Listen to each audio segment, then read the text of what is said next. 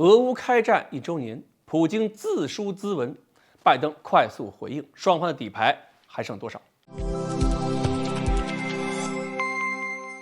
各位网友，大家好，我是刘小飞。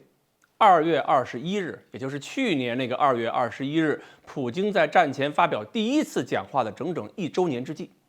普京呢在俄联邦议会发表了2023年度的国情咨文。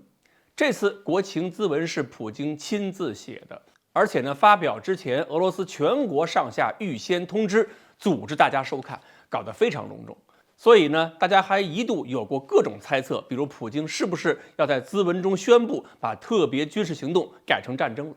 因为这个词汇一旦改变了，就意味着战场上很多规则也会跟着变，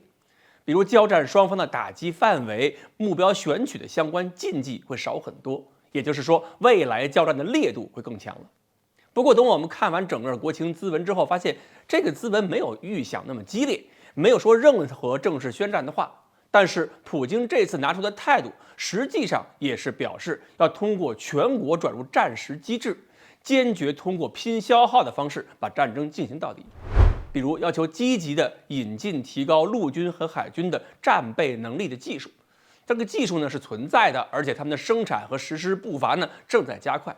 但是我们也不知道俄罗斯说的引进技术的来源是指什么。领土问题上，普京坚持了对乌克兰几个州并入俄罗斯的态度，强调了乌克兰人是斯拉夫民族的一部分。这场战争涉及的是斯拉夫民族统一的问题，这部分内容呢就有可能引起东欧不少国家的紧张。此外，还谈到军人待遇问题，包括表现出色的军官、士官应该优先提拔晋级，送往军校。这一点呢，我跟解放军的一些个同志交流过，确实是近期俄罗斯做得很不错的。很多经过战斗的老兵，现在在俄罗斯去军校当种子教官，前线跟院校的这种互动结合非常及时，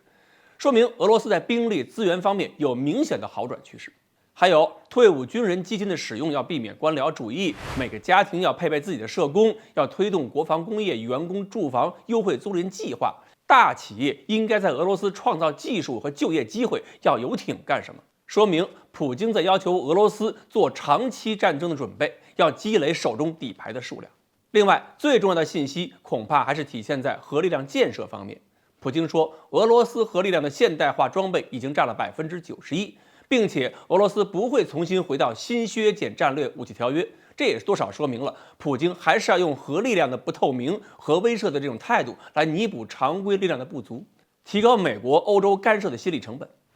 整个咨文呢还有很多内容涉及到了教育、经济等等方面，就是1年来俄罗斯政府工作报告嘛，讲了过去1年中俄罗斯取得的各种伟大辉煌成就。我们还可以理解为，这是在当前情况下对俄罗斯全民进行的一次全方位的心理按摩。战争期间，士气跟信心确实是非常重要的。所以，普京讲话的核心就是向全国传达最关键的那一句话：在战场上战胜俄罗斯是不可能的。而就在普京发表国情咨文之后，拜登在波兰也发表了演讲，进行了回应，同样也是展示了成绩，比如说基辅还没有被普京压倒，比如说北约比以前更团结了等等。拜登在讲话中表示，要通过新的制裁措施给俄罗斯施加经济压力，迫使俄罗斯停止战争。